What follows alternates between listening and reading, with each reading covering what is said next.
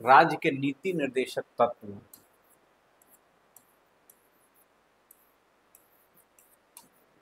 राज्य के नीति निर्देशक तत्व, इसे इंग्लिश में कहते हैं directive principles of state policy. Directive principles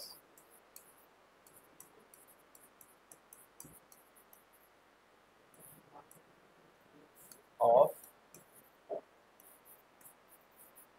state policy, है ना। आज हम लोग इसका अध्ययन करेंगे। अगर देखा जाए तो भारतीय संविधान में भाग 4 है ना, संविधान के भाग कहाँ पे, भाग जो है 4 में इसका जिक्र है। और अगर हम लोग बात करें अनुच्छेद की, है ना, तो जो हमारा अनुच्छेद है वो आर्टिकल 36 से लेकर के और 51 तक में इसका क्या है, एक तरह से जिक्र है। क्लियर। अब चलिए इसके बारे में जरा आपको समझने का प्रयास कीजिए। सबसे पहले हुआ क्या था, है ना, संविधान जब निर्माण हो रहा था तो संविधान निर्माण के समय तेज बहादुर सप्रू समिति एक बनी थी है, और उन्होंने एक रिपोर्ट दिया था, है ना, सप्रू समिति जिसे आप कहते हैं, है ना। तो सप्रू समिति के रिपोर्ट पर जो है ना, इनका रिपोर्ट आया और इनके रिपोर्ट के आधार पर, है ना, ये रिपोर्ट 1934 में ही इनका आया था, है ना। हालांकि इसके भी पहले देखिएगा तो 1928 में जो मोतीलाल नेहरू के द्वारा जब सर्वदलीय बैठक बुलाई गई थी, वहां पर भी फंडामेंटल राइट्स की चर्चा की गई थी, है ना। और उसी में बहुत सारी चीजें डीपीएसपी के ही अंतर्गत थी, है ना। इसके पहले की बात करें, लेकिन 1934 में जब सप्रू समिति गठित हुई तो यहाँ पर फंडामेंटल राइट्स की बात की गई थी, है ना। और इसी में मैं बता रहा हूँ कि सप्रू समिति के रिपोर्ट के आधार पे जो संविधान सभा के सलाहकार थे VN राव, है ना, संविधान, है ना, सभा के सलाहकार, है ना, संविधान सभा के सलाहकार जो थे BN राव, है ना, BN राव, इन्होंने कहा, क्या कहा, है ना, इन्होंने कहा कि जो फंडामेंटल राइट्स होना चाहिए वो 2 प्रकार के होना चाहिए, यानी फंडामेंटल राइट्स को 2 भाग में हम चेंज कर दें, है ना। जिसको आगे चल के देखिएगा, एक हमारा बना फंडामेंटल राइट्स यानी मौलिक अधिकार, और दूसरा बना एक DPSP। क्लियर। चलिए, तो हमने बात क्या कहा, आप लोग थोड़ा जल्दी आ जाएं। चलिए, तो आज हम लोग बातें नहीं करेंगे, प्लीज चलिए ध्यान दीजिएगा। आज हम लोग बात करेंगे DPSP यानी directive principle of state policy की बात करेंगे ना, शॉर्ट में इसको मैं DPSP बोलूंगा। क्लियर। और इसे हिंदी में राज्य के नीति निर्देशक तत्व कहते हैं। क्लियर। निकाल लीजिए, शॉर्ट में लिखते चलेंगे कॉपी में आप लोग, जो मैं लिखूंगा। अगर बात करें हम लोग संविधान के भाग किसमें, 4 में, भाग 4 में इसका जिक्र है। और हम लोग आर्टिकल यानी अनुच्छेद की बात करें तो आर्टिकल 36 से लेकर 51 तक, और भाग को चैप्टर, है ना, 4 में, और अनुच्छेद 36 से लेकर 51 तक में DPSP का जिक्र है एक तरह से। क्लियर। अब जो हमारा DPSP है यानी डायरेक्टिव प्रिंसिपल ऑफ जो स्टेट पॉलिसी है, क्लियर, इसके थोड़ा बैकग्राउंड में मैं जा रहा हूं, है ना, पृष्ठभूमि में, यानी इसका मैं पृष्ठभूमि की बात थोड़ा कर रहा हूं, है ना। क्लियर। तो अगर हम लोग बात करें सबसे पहले बैकग्राउंड की यानी पृष्ठभूमि की, किसका, DPSP का, है ना, पृष्ठभूमि क्या रही थी इसकी, है ना, जरा इसको समझ लीजिए। 1928 में, सब मॉडर्न हिस्ट्री में पढ़ना है, थोड़ा सा मैं जिक्र कर रहा हूं। 1928 में नेहरू रिपोर्ट आया था, नेहरू रिपोर्ट ये नेहरू रिपोर्ट जवाहरलाल नेहरू नहीं थे, बल्कि मोतीलाल नेहरू थे उनके पिताजी, है ना, मोतीलाल नेहरू, है ना, पंडित जवाहरलाल नेहरू के पिताजी। तो इनकी अध्यक्षता में एक कमेटी गठित हुई थी, है, भारतीय राष्ट्रीय जब आप आंदोलन पढ़ेंगे, इतिहास का ही पाठ है, मैं थोड़ा बैकग्राउंड में जा रहा हूँ। तो मोतीलाल नेहरू जो रिपोर्ट आई 1988 में, सॉरी 28 में, 1928 में, इसमें देखिएगा मौलिक अधिकार का बात किया गया था। ध्यान रखिएगा, उस समय हमारा देश आजाद नहीं हुआ है, उस समय राष्ट्रीय आंदोलन चल रहे थे, है ना। और एक भारत सचिव थे अंग्रेज अधिकारी वर्केन हेड, उन्होंने चैलेंज दिया था, चुनौती दिया था भारतीयों को कि तुम लोग इतना जो कह रहे हो, अगर तुम लोग में क्षमता है तो कोई ऐसा संविधान बनाओ जिस संविधान को तुम लोग सब लोग एक्सेप्ट कर लो, क्लियर। और उन्हीं की चुनौती को इन्होंने स्वीकार करते हुए, और देखिएगा मोतीलाल नेहरू साहब ने क्या किया था, एक रिपोर्ट तैयार किया था, ठीक है। और इसी मोतीलाल नेहरू रिपोर्ट के अगेंस्ट में देखिएगा मोहम्मद अली जिन्ना का 14 सूत्री डिमांड आया था, ठीक है। ये सारी चीजें आपको मॉडर्न हिस्ट्री का पार्ट है, क्लियर। थोड़ा सा मैं बैकग्राउंड बता रहा हूँ, है ना, फास्ट चलिए लिखिए, निकालिए कॉपी फटाफट। हम लोग डीपीएसपी की बात कर रहे हैं, क्लियर। अब देखिए आगे चल के हुआ क्या कि सपुरुष समिति एक बनी 1934 में, है ना। मैं बैकग्राउंड की बात कर रहा हूँ, पृष्ठभूमि की, कैसे डीपीएसपी और फंडामेंटल राइट्स हमारे संविधान में शामिल किए गए, स्पष्ट। तो सपुरुष समिति, तेज बहादुर सप्रू इनका नाम था, पूरा नाम, है ना, तेज बहादुर, ध्यान से सुनिएगा, है ना, क्लास में एकदम ध्यान से सुना करें। तेज बहादुर सप्रू की अध्यक्षता में एक समिति बनी थी, है ना, और इन्होंने रिपोर्ट दिया था, है ना, फंडामेंटल राइट्स और डीपीएसपी के संदर्भ में। और इन्हीं रिपोर्ट, ये जो कमेटी बनी थी 1934 में कमेटी बनी, है ना, और इन्हीं रिपोर्ट के आधार पर जो संविधान सभा के सलाहकार थे, जिनका नाम था BN राव, है ना, BN राव, है ना। तो जो BN राव साहब थे, है ना, ये क्या थे, सलाहकार थे, किसके, संविधान सभा के, है ना, सलाहकार थे, एडवाइजर थे, कौन, BN राव साहब।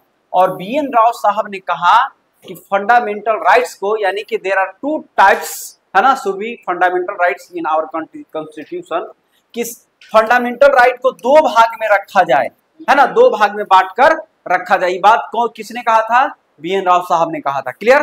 तो अब कौन कौन कैसे कैसे रखा जाए, जरा उसके बारे में थोड़ा सा समझने का प्रयास कीजिएगा, क्लियर। एकदम एकदम डीपीएसपी ही मैं बात कर रहा हूँ, एकदम एकदम एकदम, है ना, थोड़ा सा प्लेट है, बिल्कुल बिल्कुल बिल्कुल बिल्कुल बिल्कुल। चलिए देखिए, आप बातें नहीं करेंगे, ध्यान से सुनिए पहले। अब हुआ क्या, BN राव साहब कहे कि इसको 2 भाग में बांट किया जाए, क्लियर। मूल अधिकार को, वैसे अधिकार एक भाग में रखे जाए जो प्रवर्तनीय हो, यानी इंग्लिश में कहते हैं इनफोर्सिबल, बता रहा हूं उसका मीनिंग क्या होता है ना। एक वैसे अधिकार हो जो प्रवर्तनीय हो और न्याय योग्य हो, जस्टिसेबल, इसको कहते हैं इनफोर्सिबल, इनफोर्सिबल, ठीक है, स्पेलिंग है, फोर्स करना, इनफोर्स करना। और एक है न्याय योग्य, जस्टिसेबल, है ना, जस्टिसेबल। बातें नहीं करें, पहले ध्यान से सुनिए तो पहले समझ में आ जाएगा। अब देखिए 2 वर्ड में बता रहा हूं अभी, एक जो कि प्रवर्तनीय हो, किसके द्वारा, कोर्ट के द्वारा ना, न्यायालय के द्वारा, पहला। और दूसरा फंडामेंटल राइट ऐसा होना चाहिए जो अप्रवर्तनीय हो, है ना, इसको क्या बोलेंगे इंग्लिश में, प्रवर्तनीय को फोर्सिबल बोलेंगे ना। देखिए ये फोर्सिबल होगा, लागू करवाना, और अप्रवर्तनीय का मतलब हो गया, अप्रवर्तनीय का मतलब हो गया इनफोर्सिबल, मतलब लागू नहीं करवाना ना, इसका मतलब क्या हुआ, वही हुआ ना। नहीं नहीं नहीं, अभी नहीं, अभी नहीं, अभी इसका मैं बैकग्राउंड बता रहा हूं, पृष्ठभूमि, है ना, बातें नहीं करें अभी, सुनिए तो पहले। धरहु धीरा कोई है सुतचारी, तीन ही बिलो पातक भारी, please keep silent, please listen me, listen me, पहले ध्यान रखिए, बिल्कुल। तो अभी मैं आया कहाँ हूं, आर्टिकल्स पे। अभी मैं समझा रहा हूं, मेरी क्लास की यही खासियत है कि जब तक चीजें बिल्कुल बिल्कुल बिल्कुल। तो ये बी.एन. राव साहब ने सलाह दिया था कि ऐसा करो भाई, है ना, क्या किया जाए कि एक प्रवर्तनीय होना चाहिए और दूसरा अप्रवर्तनीय। अब देखिए जो प्रवर्तनीय है उसी को कहा गया फंडामेंटल राइट्स, है ना, जिसको मैं पढ़ा चुका हूं, मौलिक अधिकार। ध्यान रखिए, जब मौलिक अधिकार का हनन होता है आपका, तो क्या कोर्ट आपको साथ देती है कि नहीं देती है? आप चले जाते हैं ना कोर्ट के पास न्याय लेने के लिए, आर्टिकल 32 के तहत या आर्टिकल 226 के तहत जाते हैं ना, जो रिट दायर किया जाता है। और एक अप्रवर्तनीय का मतलब हो गया DPSP, directive principle of state policy, यानी इसमें ऐसे निर्देश हैं, ऐसी ऐसी चीजें हैं इसमें जिसको लागू करवाने के लिए आप कोर्ट नहीं जा सकते। जैसे मान लीजिए, सपोज मान लीजिए कि आपको कोई योजना चलाना है, कल्याणकारी योजना, है ना, अब उसको डिमांड करने के लिए कि नहीं सरकार हमको दे ही, उसके लिए आप कोर्ट नहीं जा सकते हैं। ठीक है, आपको वृद्धा पेंशन मान लीजिए आपको लेना है और आप जाके केस कर दिए कि नहीं ये तो मेरा फंडामेंटल राइट है तो नहीं फंडामेंटल राइट। यानी कोर्ट जो सरकार होती है ना, वो सरकार दे या ना दे उसकी मर्जी। डीपीएसपी में जो बातें हैं वो कोर्ट आपको लागू नहीं करवा सकता। यही कारण है कि इसे अप्रवर्तनीय कहते हैं, यानी कोर्ट के द्वारा फोर्सिबल नहीं है। मेरी बात समझ पा रहे हैं? लेकिन अगर फंडामेंटल राइट का हनन होता है, right to expression, right to equality, है ना, तो आप कोर्ट में जा सकते हैं। समझ रहे मेरी बात को? तो बी.एन. राव साहब के ही आधार पे, उसके पहले सप्रू समिति 1934 में कमेटी रिपोर्ट दी थी। आगे चल के जब संविधान निर्माण की प्रक्रिया आरंभ हुई तो यहां पर बात हुआ कि नहीं भाई, चूंकि राज्यों के पास संसाधन लिमिट थे ना, समझ रहे हैं, बहुत सारे स्टेट बहुत अमीर, बहुत सारे बहुत गरीब, है ना। उस समय तो भारत का निर्माण हो रहा था ना, एक तरह से नवनिर्माण हो रहा था। इतने कंगाल हम हो चुके थे अंग्रेजों के समय में, समझ रहे मेरी बात को। तो कहा गया कि नहीं भाई, इसमें आप एक निर्देश दे दो स्टेट को। स्टेट बोले तो चाहे सेंट्रल गवर्नमेंट या स्टेट गवर्नमेंट, है ना, या लोकल गवर्नमेंट, कि समय समय पर अगर उनके पास संसाधन हो, यानी जब रिसोर्सेज हो उनको उनके पास, तभी वो इस चीज को लागू करवाएंगे। समझ रहे मेरी बात को? यहां तक बात समझ गए होंगे मेरे ख्याल से। अब देखिए, तो डीपीएसपी देखिए फंडामेंटल राइट जो कि यूएसए के संविधान से एक तरह से लिया गया, है ना, और इसको आयरलैंड के संविधान से, है ना, ये आता है एग्जाम में, ध्यान रखिएगा, है ना। आयरलैंड के संविधान से राज्य के नीति निर्देशक तत्व को लिया गया। पूछता है कई बार, ध्यान रखिएगा, एग्जाम में कई बार आया हुआ है, नॉर्मल क्वेश्चन है, कोई दिक्कत नहीं है। समझ, यहां तक मेरी बात समझ गए होंगे, क्लियर। अब अगर हम लोग बात करें तो डीपीएसपी का उद्देश्य क्या है, what is the objectives of DPSP, है ना। उद्देश्य यानी उद्देश्य क्या है, यानी ऑब्जेक्टिव्स क्या हैं, है ना,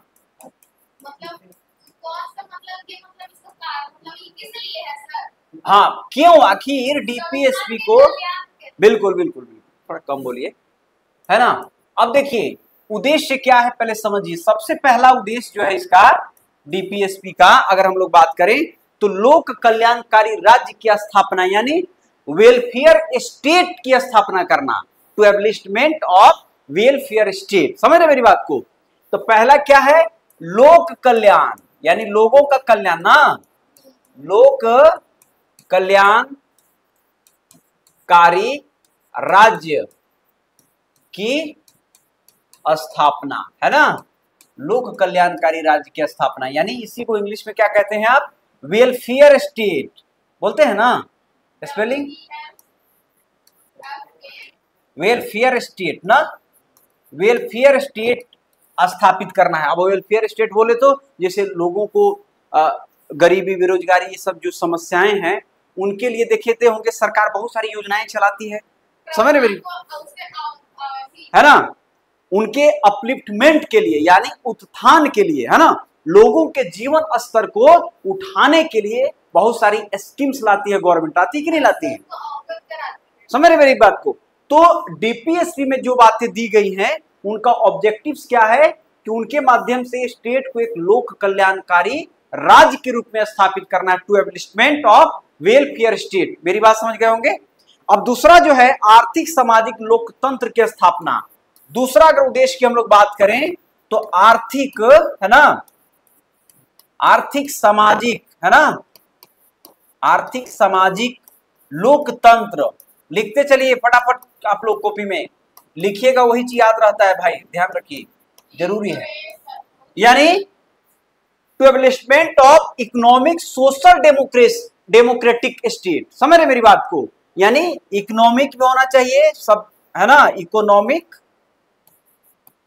सोशल, है ना, एंड डेमोक्रेटिक, लोकतांत्रिक, है ना, डेमोक्रेटिक, है ना, की स्थापना करना है। मतलब अब देखिए जीपीएस में जो बातें हैं उसके माध्यम से देखते हैं सरकार आर्थिक न्याय की स्थापना की बात करती है। जैसे आप प्रियम्बल जब पढ़े थे वहां पे हमने 3 न्याय की बात किया था, याद है आपको?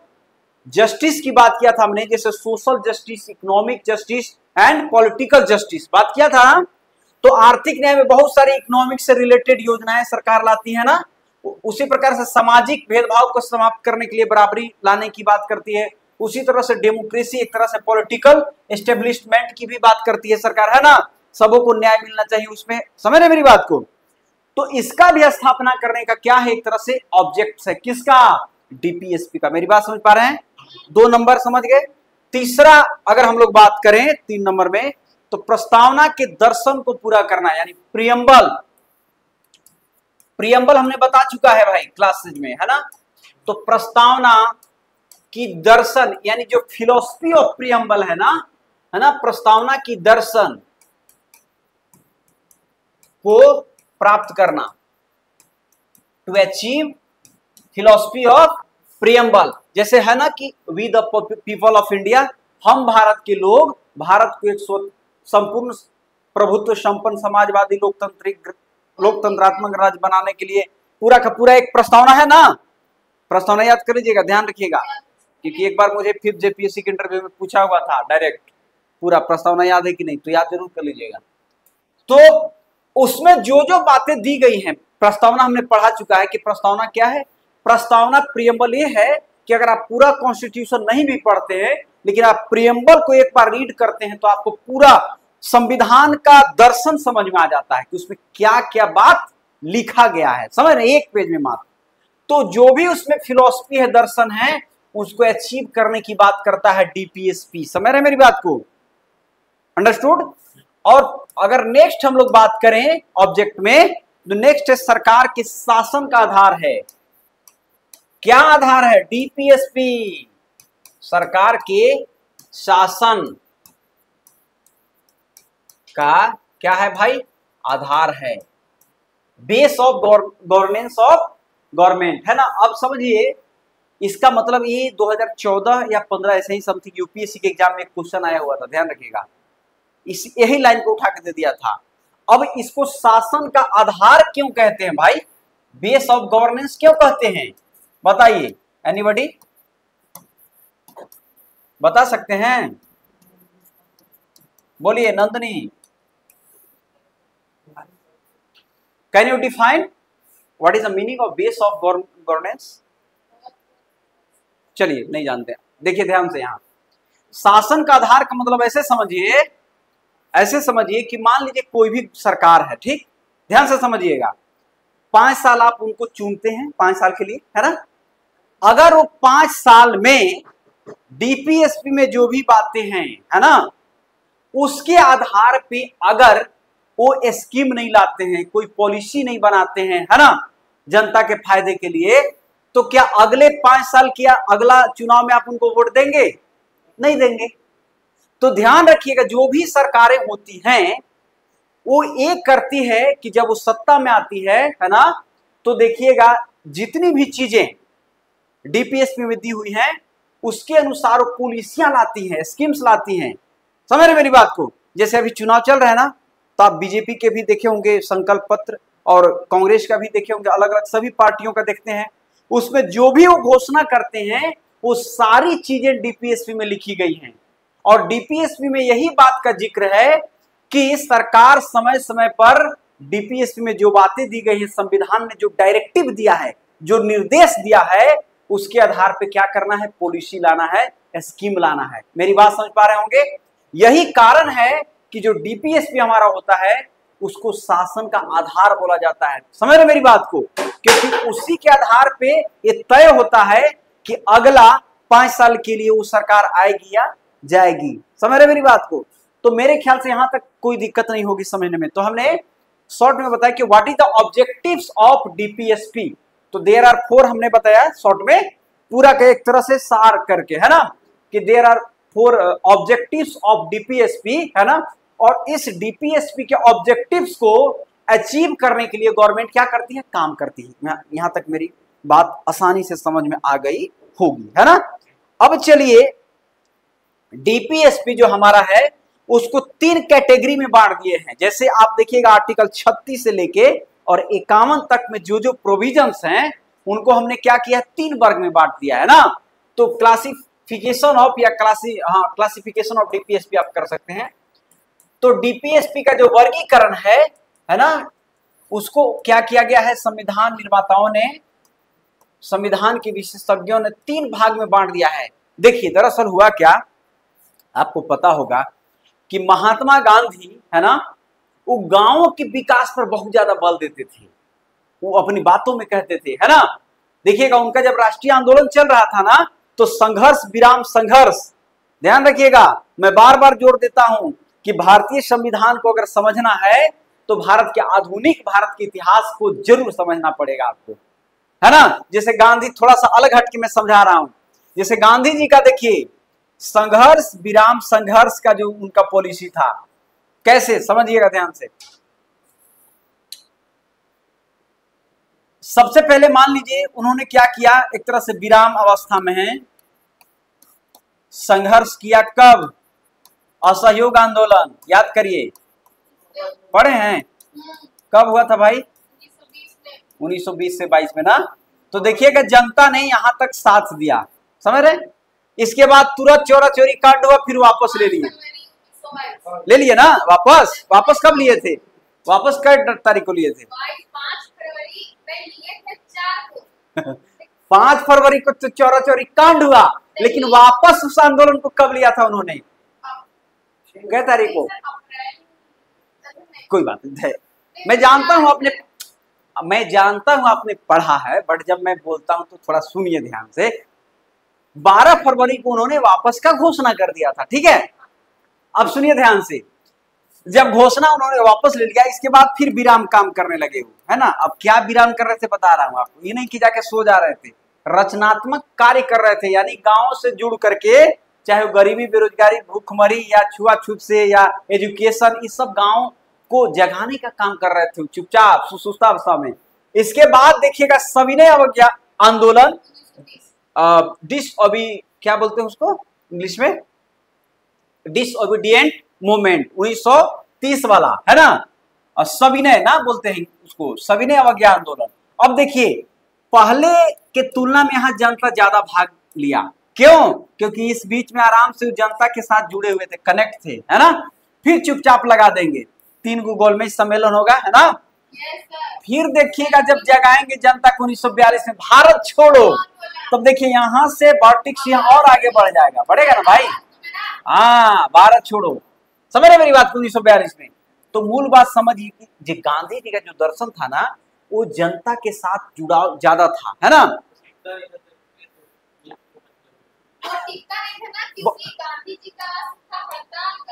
हाँ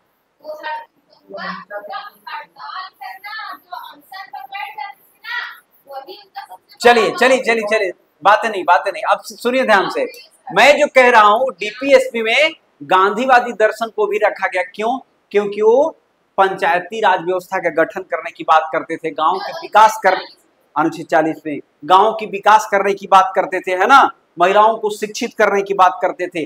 तो उनके दर्शन को भी डीपीएसपी में शामिल किया गया, ठीक है। उसी प्रकार से देखिए जैसे समाजवादी, है ना, क्योंकि पंडित नेहरू, सुभाष चंद्र बोस, ये सब जो थे वो डेमोक्रेटिक समाजवाद की स्थापना की बात करते थे, है ना, लोकतांत्रिक समाजवाद। ध्यान रखिएगा जो रूस में समाजवाद चल रहा था उससे एकदम अलग है भारत का समाजवाद, ध्यान रखिएगा, दोनों एक ही नहीं है वहां पे, है ना। तो पंडित नेहरू जो थे इस समाजवाद के बहुत बड़े पुरोधा, एक तरह से समर्थक थे। तो उनकी दर्शन को भी, साथ ही साथ उदारवादी विचारधारा के बहुत सारे लिबरल लोग थे, है ना, तो लिबरलिज्म भी थे। तो तीन तरह के कैटेगरी में हमने इसको बांटा है। कौन कौन? सबसे पहले गांधीवादी, जिसको इंग्लिश में गांधीज्म कहते हैं ना, इनके भी विचारधारा को शामिल किया गया है ना। उसी प्रकार से समाजवादी, कोई दिक्कत नहीं हो रहा है आप लोगों को भाई? समाजवादी बोले तो सोशलिज्म, है ना। और तीसरा जो है उदारवादी, है ना, यानी लिबरलिज्म ना। यानी तीनों तरह के जो विचार हैं इनको एक तरह से हमारे भारतीय संविधान में शामिल किया गया, है ना। बहुत सारे अलग अलग आर्टिकल्स हैं, एग्जाम में आपसे पूछेंगे नहीं, फिर भी अगर एग्जाम्पल से मैं थोड़ा सा बता दूं, जैसे आर्टिकल अगर हम लोग 40 की बात करें, जैसे अभी आपने कहा यहाँ पे पंचायती राज व्यवस्था के गठन की बात किया गया था। आगे चल के 73rd जब अमेंडमेंट होगा और 74th, तब जाके इसको क्या किया गया, एक तरह से संवैधानिक दर्जा दिया गया 1992 में, बहुत बाद में, है ना। लेकिन यहाँ पर बोल दिया गया है आर्टिकल 40 में बोला गया था कि पंचायती राज का गठन करने के लिए सरकार काम करेगी। यहां तक बात समझ गए होंगे, है ना। चलिए, उसी प्रकार से अगर हम लोग बात करें 38 की, यहाँ पे तो समाजवादी की बात किया गया। बहुत सारे अलग अलग आर्टिकल है ना, पूरा आर्टिकल का मैं लिस्ट नहीं बताना चाह रहा हूँ। अब एक एक आर्टिकल से चलिए, जो चीज आप बेसब्री से इंतजार कर रहे थे वो चीज अब हम लोग आ रहे हैं, एक एक आर्टिकल के बात नहीं करेंगे, बातें करेंगे, ठीक है। क्यों आप लोग क्या हुआ भाई, कोई दिक्कत हो रही है क्या? फ्लो टूट जाता है ना, आप यहाँ खड़ा होइएगा नहीं ना, शांति से लीजिए, बातें नहीं करेंगे, है ना।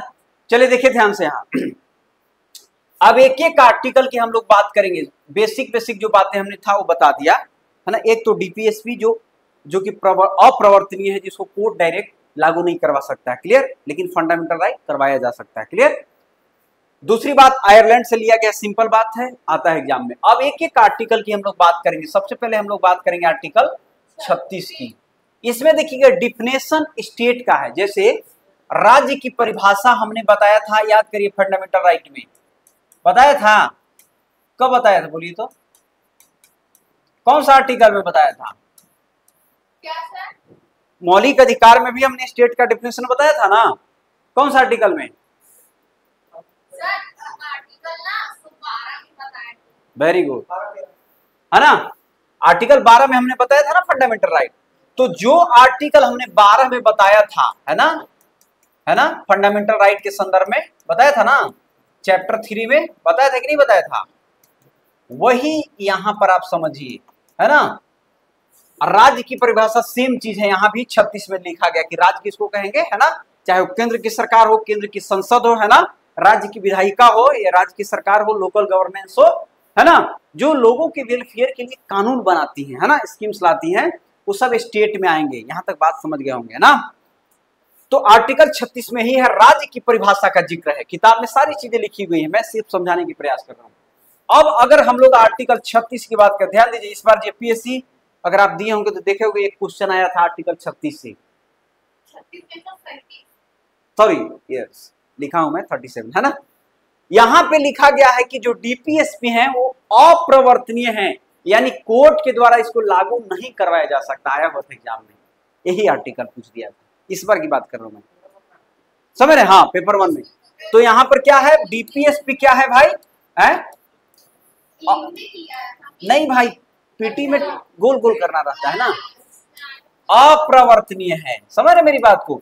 यानी अप्रवर्तनीय का मतलब कि सरकार कोर्ट में आप जा नहीं सकते हैं कि हमको वृद्धा पेंशन नहीं मिल रहा है तो हमको 5 किलो अनाज नहीं मिल रहा है। हालांकि राइट टू फूड तो एक अलग चीज है, भोजन का अधिकार में आ जाएगा, फूड तो आपको मिलना पड़ेगा, है ना, राइट टू लाइफ के अंतर्गत आ जाता है।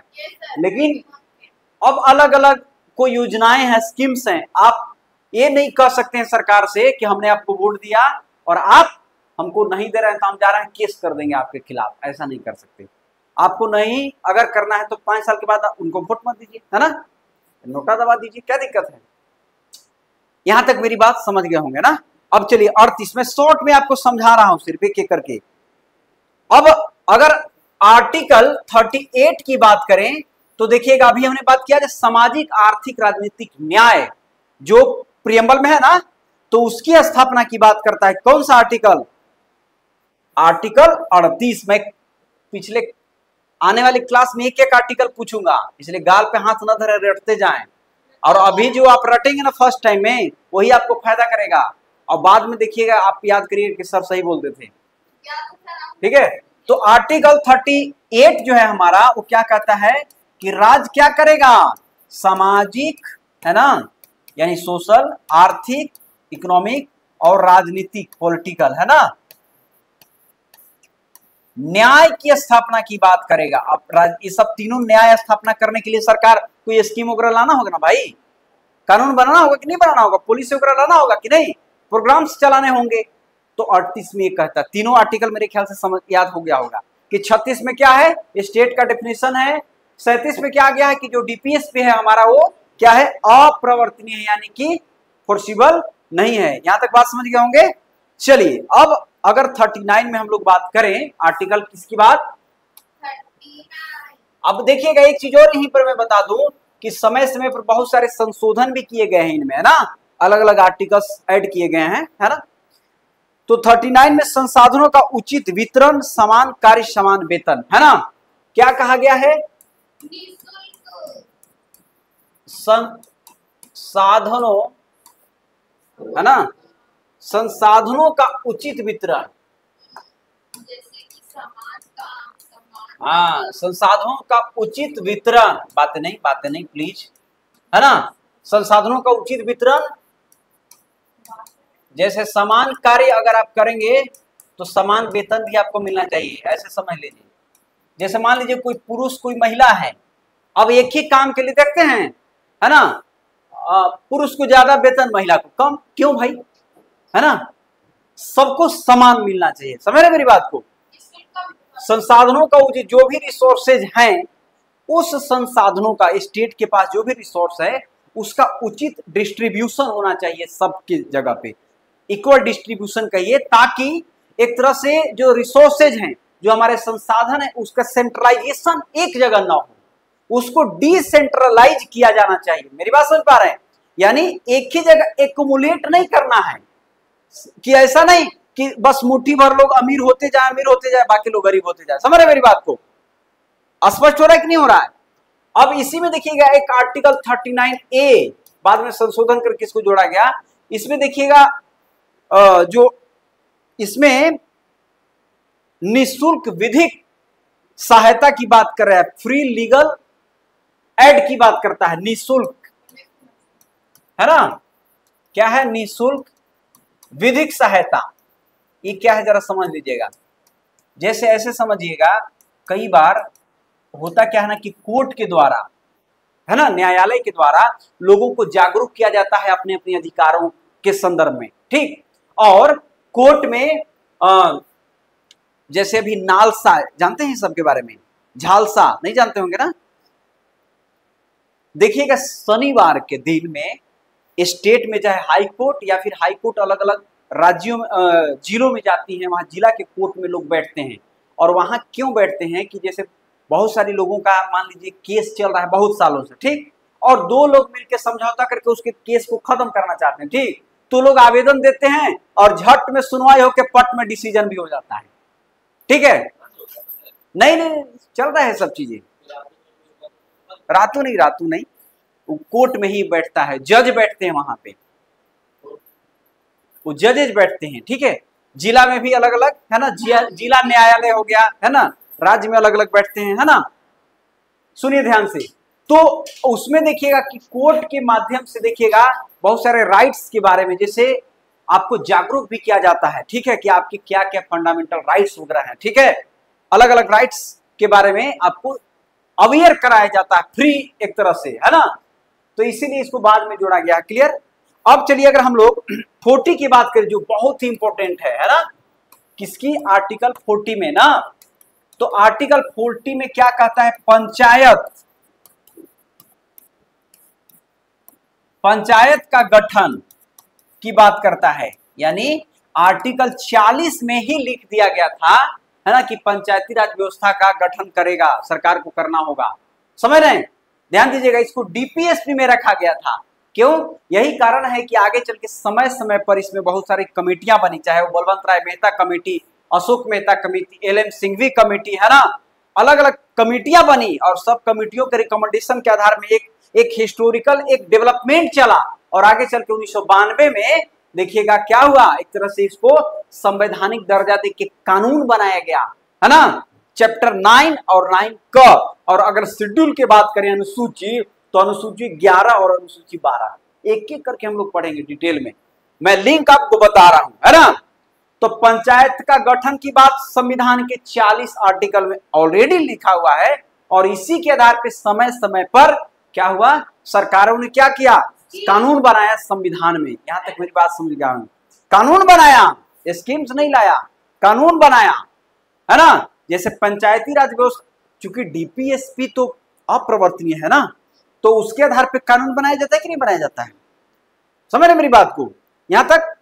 अब चलिए आगे बढ़ते हैं हम लोग। आर्टिकल अगर हम लोग 11 की 41 इसमें इसके तहत काम दिया जाएगा शिक्षा, है ना।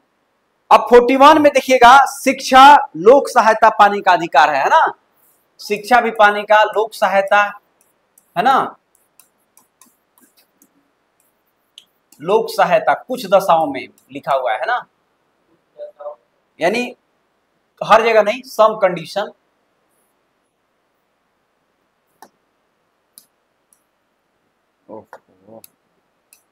लिख लीजिए, सम कंडीशन, है ना, कुछ दशाओं में शिक्षा, लोक सहायता, है ना, पाने का अधिकार। ये किस में लिखा गया है? आर्टिकल 41 में। और समय समय पर देखिएगा सरकारें जो हैं इसके संबंध में कानून बनाती हैं, ठीक है। अब अगर हम लोग बात करें आर्टिकल 42 की, तो आर्टिकल 42 में कहता है कि कार्य न्याय संगत मानवीय दशा, प्रसूति सहायता, इस सब की बंद की बात किया गया है। जैसे ऐसे देखिएगा, एक एग्जांपल आपको मैं समझा रहा हूं, जो महिलाएं जो वर्क करती हैं या जॉब करती हैं, तो प्रेगनेंसी के दौरान क्या होता है, उनको 12 सप्ताह का छुट्टी दिया जाता है। तो उसके संदर्भ में देखिएगा सरकारें क्या करती है, इस आर्टिकल के आधार पे कानून बना के उनको राइट्स देती हैं। समझ रहे मेरी बात को? मानवीय दशा, उसी प्रकार से जैसे कहीं कोई संस्थान है ना, तो वहां पे मानवीय दशा अवेलेबल कराना, शौचालय की व्यवस्था रखना है, पानी का उचित प्रबंधन होना चाहिए, सब कुछ, है ना, ताकि जो भी वहां वर्कर काम कर रहा है उसको एक ह्यूमन होने के नाते उसको क्या मिले, हेल्प मिले। समझ रहे मेरी बात को? और ये सब काम स्टेट का काम है, करना होगा। मेरी बात समझ पा रहे हैं, है ना। तो कार्य न्याय संगत होना चाहिए, यानी जो भी वहां वर्क हो रहा है वो क्या होगा, न्याय संगत, है ना। न्याय संगत मतलब जस्टिसेबल कह लीजिए आप, है ना। मानवीय दशा, मानवीय दशा, है ना। उसी प्रकार से अगर हम लोग बात करें तो प्रसूति सहायता का उपबंध। हाँ, एक बात और यही समझा दो, प्रसूति सहायता जैसे देखते होंगे बहुत सारी जननी सुरक्षा योजना, बहुत सारी अलग अलग योजनाएं सरकार लाती हैं यही आर्टिकल के आधार पे। क्यों? जैसे देखते होंगे बहुत सारी सरकारी जो वैन्स हैं, है ना, सहिया, ये सब मैंने महिलाओं के गांव में अगर आप कॉल करेंगे तो आपकी गाड़ी पहुंच जाएगी घरे, है ना, और उस महिला को जो है, जो उस अवस्था में है, उनको हॉस्पिटल, प्राथमिक स्वास्थ्य केंद्र तक ले जाना के काम है, ठीक है। तो ये सब क्या है, एक तरह से स्टेट का ही डायरेक्शन दिया गया है स्टेट को संविधान के द्वारा, और इसके आधार पर देखिएगा अलग अलग बहुत सारी प्रोग्राम्स चलाए जाते हैं सरकार के द्वारा। यहां तक बात समझ गए होंगे, ठीक, क्लियर। अब चलिए एक और सबसे इंपॉर्टेंट जो बहुत अभी चर्चा में भी है, पता नहीं आप लोग जानते हैं कि नहीं, सॉरी, पहले 43 नहीं हुआ ना, पहले 43 कर लीजिए, इसके बाद पहले 43, है ना। तो 43 में देखिए कुछ नहीं है, 43 में आपको निर्वाह मजदूरी या कुटीर उद्योग, ऐसा जैसे बता रहा हूँ, लिवलीहुड लाइवलीहुड जो वेजेज है, जैसे मतलब सरकार ऐसा तय करेगी मजदूरी जिससे कि उनका एक जीवन यापन हो सके। समझ रहे मेरी बात को? जैसे अभी देखिएगा कितना है पैसा सरकारी, जैसे नरेगा वगैरह में जो लोग काम करते हैं, ठीक है, शायद 300 कितना है, 26 या कितना है, एग्जैक्ट मुझे याद नहीं है ना। तो ये सरकार तय करती है, लेकिन अगर आप असंगठित क्षेत्र में, इनऑर्गेनाइज्ड सेक्टर में आप देखेंगे, जैसे जो आप देखते होंगे सुबह सुबह लोग मजदूर जो हर मोड़ पे दिखेंगे, तो एक तरह से वो असंगठित क्षेत्र में काम करते हैं, ठीक है, तो उनको तो वेतन ज्यादा मिलता है, मजदूरी कहिए डेली, लेकिन सरकार एक तय करती है मिनिमम वेजेज जो होना चाहिए, है ना, ताकि उससे उनका निर्वहन हो सके। सब एक तरह से क्या है डीपीएसपी के अंतर्गत सरकार को तय करना है। उसी प्रकार से जैसे कुटीर उद्योग के विकास के लिए स्मॉल जो इंडस्ट्रीज है ना, छोटे छोटे घरेलू स्तर पे, है ना, तो उनको प्रमोट करने के लिए भी सरकार काम करती है। क्या करें फिर से? हाँ बिल्कुल, लेकिन कौशल, हाँ उसमें भी आ सकता है, जैसे कौशल विकास करने के लिए भी सरकारें बहुत सारी काम करती हैं, जैसे नेशनल स्किल डेवलपमेंट प्रोग्राम चल रहा है ना, उसमें लोगों को स्किल्ड करती है सरकार, है ना, सब कुछ आ जाएगा। क्लियर? अब चलिए आर्टिकल अगर हम लोग 44 की बात करें, बताइए तो क्या है आर्टिकल 44 में? एनीबडी पता है? नहीं मालूम है?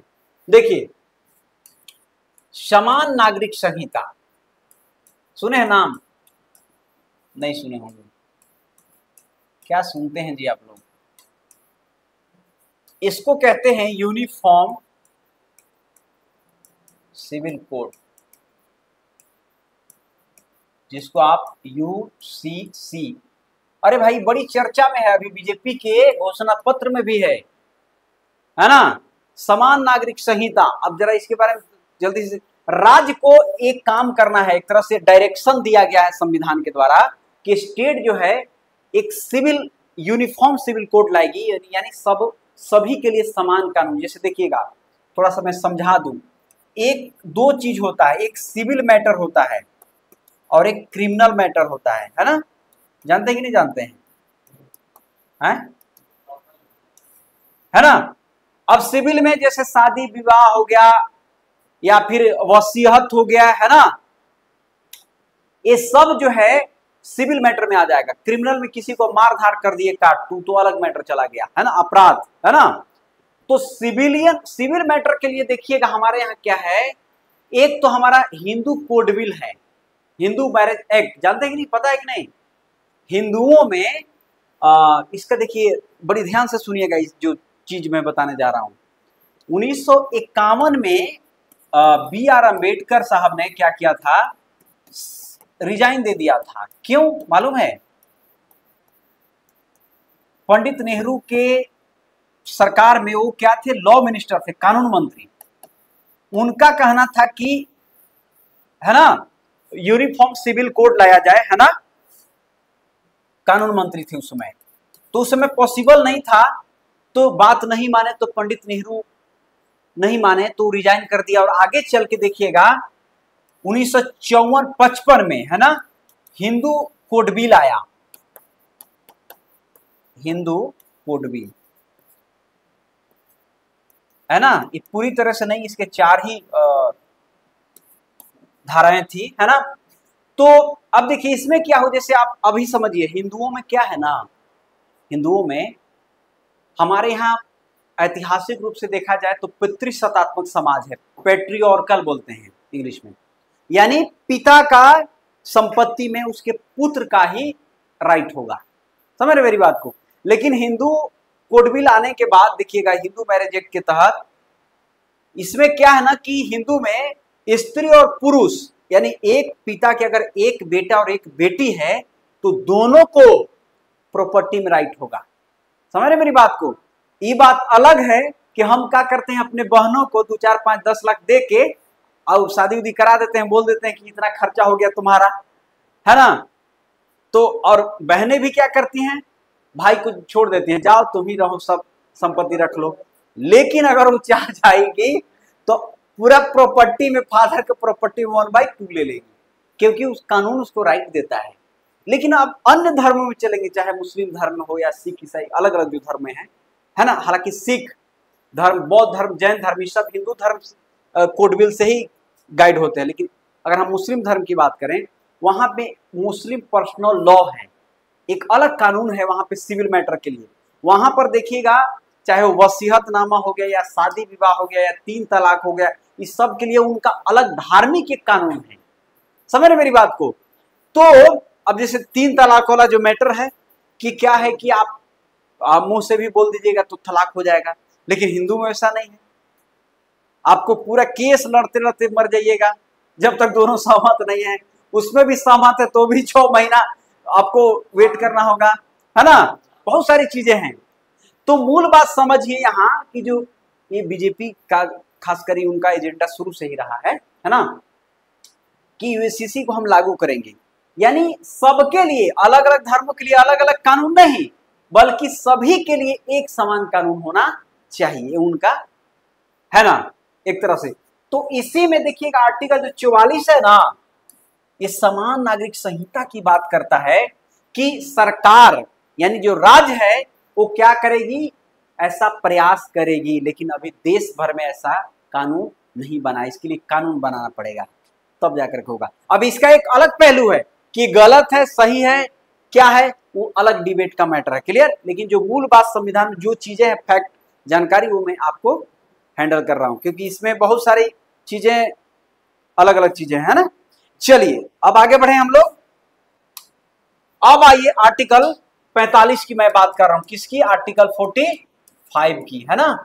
अब देखिएगा आर्टिकल 45 में क्या कहा गया है कि जो प्राइमरी एजुकेशन है ना, यानी 6 से 14 साल के बच्चों के लिए जो है शिक्षा, निःशुल्क शिक्षा की बात करता है ना, शिक्षा की बात किया है, प्राइमरी एजुकेशन, है ना। कहां से कहां तक, 6 से 14 साल के बच्चों के लिए। बता रहा हूं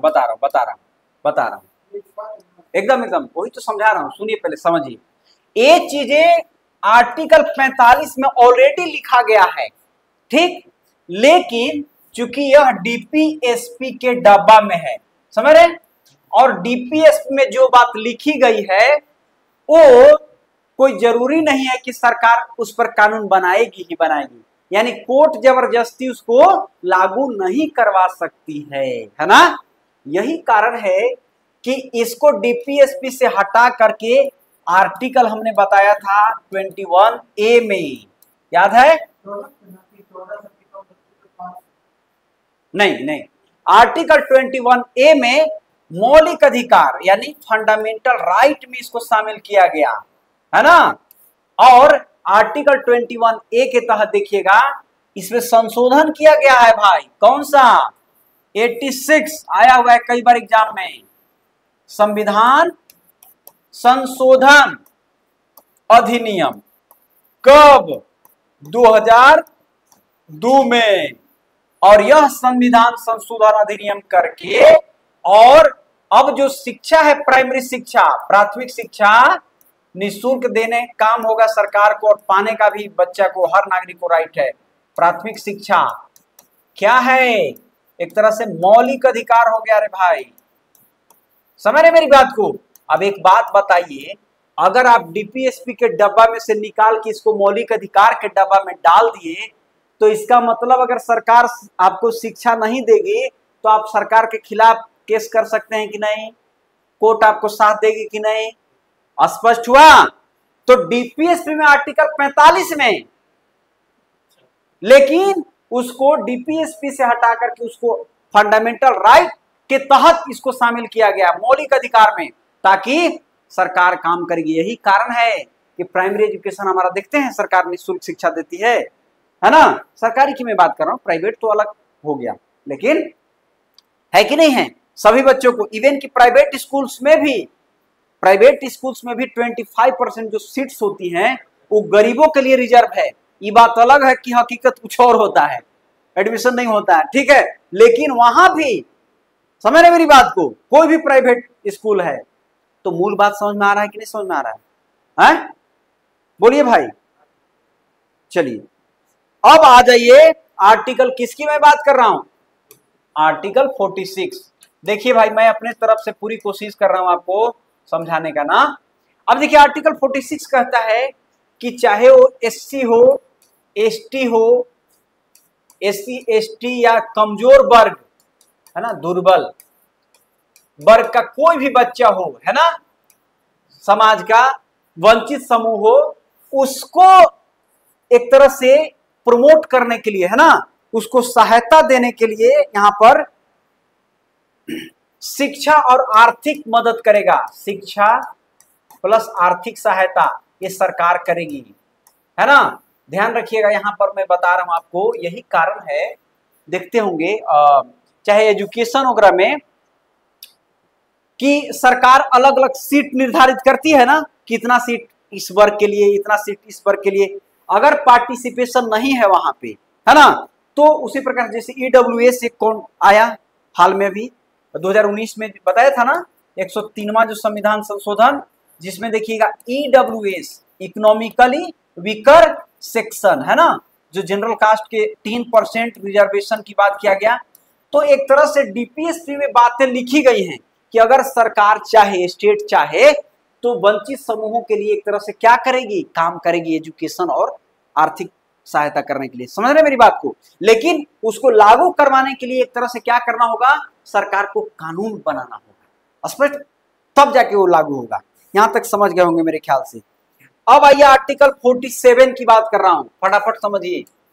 आर्टिकल 47 क्या कहता है जरा समझिए, है ना। मद्य निषेध, पोषाहार और स्वास्थ्य, समझिए। न्यूट्रिशन समझते हैं, मद्य निषेध समझते हैं, नहीं समझते हैं, पोषाहार नहीं समझते हैं, स्वास्थ्य भी नहीं समझते हैं, समझते हैं, समझिए।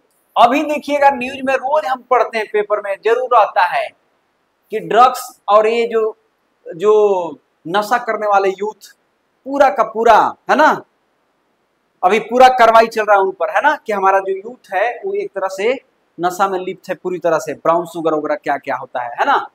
तो सरकार यहाँ पे जो मद्य यहाँ शराब होता है उसका एक तरह से निषेध करने की बात करेगा। ये बात अलग है कि सरकारें शराब बेचती है, मालूम है ना। अभी देखिएगा शराबे का पॉलिसी कार्यक्रम के तहत ना अरविंद केजरीवाल जेल में है। आबकारी नीति क्या है, वो शराब बेचने का ही एक पॉलिसी था, है ना। वो बात अलग है मैटर कि वो सही है गलत है, वो कोर्ट के ऊपर है। मैं जो कह रहा हूं कि यहाँ पर देखिएगा जैसे झारखंड सरकार है ना, वो भी सरकार ही बेचती है अलग अलग ठेका वगैरह के माध्यम से। लेकिन चूंकि कहा गया है कि इसको निषेध करने के लिए सरकार कानून बनाएगी। बिहार सरकार में चले जाइए आप, नीतीश कुमार, वहां शराब कानून बन गया है ना। देखते हैं ना, शुरुआत में इतना कड़ा कानून था कि जितना जिसके यहाँ शराब मिल गया उसका पूरी फैमिली को जेल में डाल देता था। ये बात अलग है कि बिहार का जो बॉर्डर है वहां के लोग पार करके झारखंड तरफ, उधर यूपी तरफ, इधर बंगाल तरफ घुस जाता है, पी के घुस जाता है बिहार में फिर से ना जी, धीरे धीरे कमजोर कर दिया गया। लेकिन मैं इसको एक प्रोग्रेसिव मानता हूं कानून, कि नीतीश कुमार जी ने जो भी कानून लाया सही है, क्योंकि देखिएगा नशा बहुत गलत चीज है ना, तो उसके लिए सरकार काम करेगी। उसी प्रकार से जैसे कि देखिएगा न्यूट्रिशन, प्रोत्साहन, है ना। देखते हैं आप अभी मिड डे मील जो स्कीम वगैरह चलता है उसमें सप्ताह में कई दिन, 2-3 दिन अंडा वगैरह देना है अलग अलग। क्यों भाई, प्रोटीन देना है ना, ताकि उसी प्रकार से जैसे देखिएगा एनीमिया से बहुत सारी पीड़ित है महिलाएं, है ना, या जो आयरन की जो कमी होती है महिलाओं में खासकर बहुत ज्यादा, तो उसके लिए आयरन की गोलियां भी बांटी जाती है। तो ये सब सरकार का काम करना है भाई, और इस सब को करने के लिए हमारा जो संविधान है ना वो एक तरह से निर्देश दिया हुआ है। स्पष्ट बात समझ पा रहे हैं। उसी प्रकार से स्वास्थ्य, अब जैसे मोदी जी ने भी चलाया ना, हेल्थ कार्ड वगैरह चल रहा है, अलग अलग चीज है ना, आयुष्मान कार्ड वगैरह। तो ये सब काम करने के लिए भारत का संविधान डायरेक्शन देता है स्टेट को। स्पष्ट बात समझ पा रहे होंगे हैं। चलिए अब आइए आर्टिकल 48 में, है ना। आर्टिकल 48 की अगर हम लोग बात करें तो कृषि, पशुपालन, दुधारू पशु हत्या पर रोक लगाना है ना।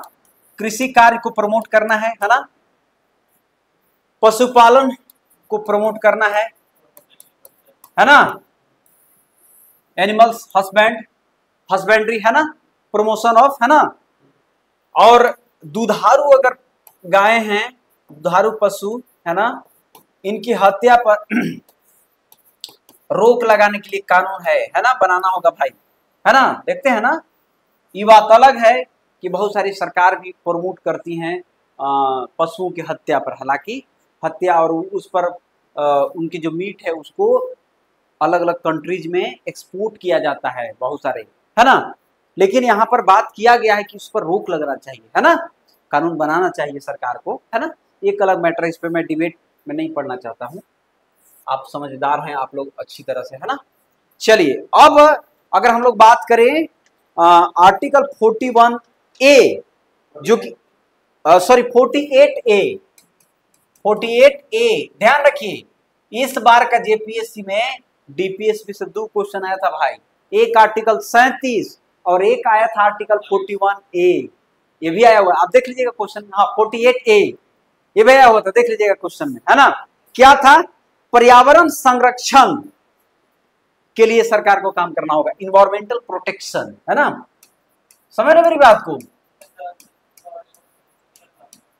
क्या कर रहे हैं केस में,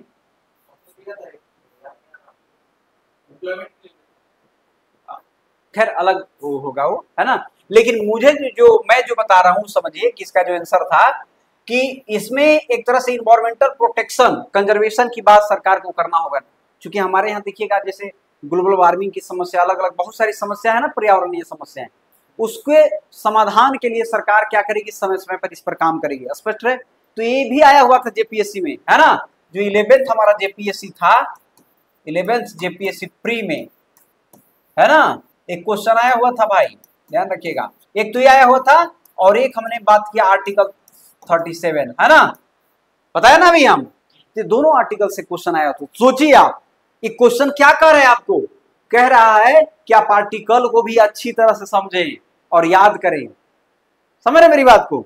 अब चलिए नेक्स्ट आर्टिकल 49, है ना, आर्टिकल 49, 50 और आर्टिकल 51, है ना। चलिए 49 हमारा कहता है राष्ट्रीय महत्व स्मारक स्थान का संगठन, मतलब ऐसे जो हमारा नेशनल हेरिटेज है, समझ रहे मेरी विरासत, राष्ट्रीय महत्व के जो भी स्थान है ना भाई, प्लेसेज या फिर विरासत हमारी है कि नहीं है, जैसे मान लीजिए अगर हम बात करें पारसनाथ पहाड़ी, है ना, जैन धर्म के लिए एक तरह से मक्का है वो, है ना, या अगर मैं बात करूं एक तरह से ताजमहल की ही आप एग्जाम्पल ले लीजिए, है ना, अलग अलग जो या फिर अलग अलग जो मंदिरें हैं बड़े बड़े, है ना, आप लिंगराज मंदिर चले जाइए, कोणार्क मंदिर, तो ये जो हमारी विरासतें हैं, है ना, या फिर अलग अलग एलोरा जो महाराष्ट्र में है, इनको एक तरह से कंजर्वेशन करने के लिए सरकार को काम करना होगा, कंजर्व करना होगा, संरक्षित करना होगा, समझ रहे हैं। तो राष्ट्रीय महत्व के चाहे स्थान हो, विरासत हो, स्थल हो, है ना, इस सबको एक तरह से क्या करना है, संरक्षित करना है, समझ रहे हैं, और इस सब काम करने के लिए सरकार को काम करना पड़ेगा, स्पष्ट। चलिए अब आर्टिकल अगर हम लोग 50 की बात करें तो कार्यपालिका और न्यायपालिका का पृथक्करण है, यानी bifurcation of executive and judiciary, है ना। यहां पर देखिएगा कार्यपालिका बता चुका हूं मैं पहले भी, कार्यपालिका, और एक है क्या, न्यायपालिका जुडिशियरी, है ना, ये दोनों को एक तरह से पृथक्करण की बात किया गया है अलग आर्टिकल 50 में, मतलब ऐसे समझ लीजिए कि जो जुडिशियरी है हमारा सिस्टम और कार्यपालिका में इंटरफेयर नहीं करेगा, यानी कार्यपालिका उधर नहीं, यानी दोनों अलग अलग व्यवस्थाएं हैं, समझ रहे मेरी बात को। और अगर हम लोग आर्टिकल 51 की बात करें तो आर्टिकल 51 में कहता है अंतरराष्ट्रीय शांति, इंटरनेशनल पीस स्थापित करना है भाई, नहीं करना है, अरे भाई हम भारतवासी इसीलिए तो महान हैं कि हम लोग किसी को भी, दुश्मन को भी गले लगा लेते हैं, नहीं, हम लोग क्या करते हैं, वसुधैव कुटुंबकम की बात कर रहे हैं, सिर्फ भारत ही नहीं पूरी दुनिया हमारा दोस्त है, परिवार है, हम पूरी दुनिया को मानते हैं, अभी जो G20 का जो मीटिंग हुआ, कॉन्फ्रेंस हुआ था ना भाई दिल्ली में, G20 के उसमें थीम क्या था? One nation, one family, one future, वो सॉरी वन अर्थ, एक अर्थ है और वो अर्थ हमारा क्या है? परिवार है ना? तो one earth, one family and one future. तो अंतरराष्ट्रीय शांति स्थापित करना है करना कि नहीं करना है? बोलिए बोलिए ना भाई। अभी जो G20 का जो बैठक हुआ हमारे यहाँ है ना, 18th था ये, है ना, 2023 में ना भाई, सितंबर में हुआ था। इसका जो थीम था ये क्या था? वन अर्थ, यानी एक अर्थ है ना, और जो एक अर्थ है, एक फैमिली है, पूरे वर्ल्ड के लोग जो हैं क्या हैं? फैमिली, और एक फैमिली है, इसीलिए हम लोग वन फ्यूचर की बात करते हैं। हमारा फ्यूचर भी क्या है? एक है कि नहीं है? ये थीम था रे भाई। और ये थीम किस पर आधारित था? अगर हम लोग बात करें तो आर्टिकल 51 के आप जोड़ सकते हैं इसको। नहीं, हम अंतरराष्ट्रीय शांति सुरक्षा की बात करते हैं कि नहीं करते हैं? क्या हम मारधाड़ की बात करते हैं क्या? नहीं ना, हम लोग तो ऐसे भी शुरू से उदारवादी लोग हैं। समझ रहे मेरी बात को? जब मोदी जी जाते हैं विदेश में तो क्या कहते हैं कि हम बुद्ध के धरती से आए हैं, दुनिया ने क्या दिया? युद्ध दिया, और हमने क्या दिया? हमने बुद्ध दिया। समझ रहे बात को? भारत का क्या थीम है? दुनिया ने क्या दिया? अरे भाई, प्रथम विश्व युद्ध, सेकेंड वर्ल्ड वार आज तक हो रहा है ना जी। पश्चिमी एशिया में चले जाइए, फिलिस्तीनों का पूरा मारधाड़ चल रहा है, ईरानों का, सब जगह शांति और शांति है कि नहीं? और भारत इकलौता राष्ट्र है पूरे दुनिया में कि यहाँ इतनी ज्यादा विविधता है, इतनी ज्यादा एक दूसरे से अलग अलग लोग, विचारधारा के लोग हैं, बावजूद भी सब क्या है? एक इकोलॉजी की तरह यूनाइट है कि नहीं है? बोलिए, है? दुनिया क्या दिया? दुनिया ने युद्ध दिया, लेकिन भारत क्या दिया? बुद्ध। बुद्ध क्या क्या बोल तो रहा हूं, 51 में अंतरराष्ट्रीय शांति, इतना देर से तो बोल रहा हूं जी। अंतरराष्ट्रीय शांति की स्थापना। अरे भाई याद करिए, 1974 में जब इंदिरा गांधी जी प्राइम मिनिस्टर थी, है ना, तो देखिएगा पहली बार हमने क्या किया था? परमाणु को फोड़ दिया था। परमाणु, है ना, पोखरण में, राजस्थान के पोखरण में पहले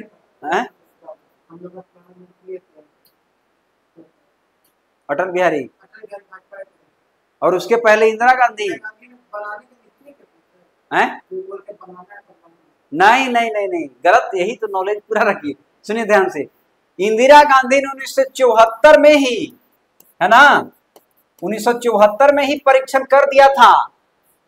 इसके बाद दूसरी बार अटल बिहारी वाजपेयी जी ने 1998 में किया, जब प्राइम मिनिस्टर बने। समझ रहे मेरी बात को? हाँ, समझ रहे मेरी बात को? परमाणु शक्ति संपन्न। तो जब पोखरण में जब हमने विस्फोट करके और जब कर लिया, चूंकि देखिएगा अंतरराष्ट्रीय नियम के तहत हम नहीं उसके काबिल हैं, मतलब नहीं कर सकते हैं, है ना, रोक है उस पर, अलग अलग चीजें हैं, क्या बोलते हैं उसको, एक एनपीटी है ना, नॉन प्रोहिबिशन करके, 2-3 अलग अलग एक टर्म है ना, बताऊंगा कभी, थोड़ा मैं भूल रहा हूँ। मूल बात समझिए कि जब हमने परमाणु को एक तरह से बना करके, है ना, तब हमने नाम उसका रहा है बुद्धा स्माइलिंग, है ना, बुद्ध मुस्कुराए, मतलब परमाणु शक्ति संपन्न हम बन गए। लेकिन भारत ने अपने परमाणु नीति को घोषित किया, है ना, कि हम जो परमाणु बम बना रहे हैं, हम दुनिया में शांति स्थापना करने के लिए, हम किसी के ऊपर पहली बार हम नहीं फेंकेंगे बम, मारेंगे। हमारे ऊपर कोई मारेगा तो हम उसके सुरक्षा में वाले मारेंगे। समझ रहे मेरी बात को?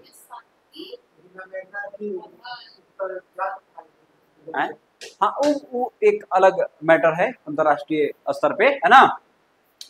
तो इस तरह से मैंने आर्टिकल 36 से लेके 51 तक आपको समझाने का प्रयास किया, है ना।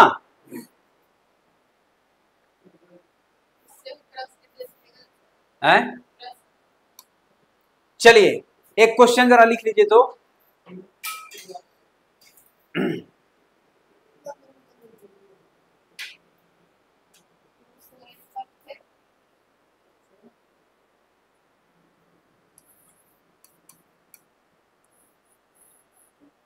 दरार कितनी देर तक तो गिनेंगे उसी पे ना देंगे तो क्वेश्चन लिखिए। लिख रहे हैं।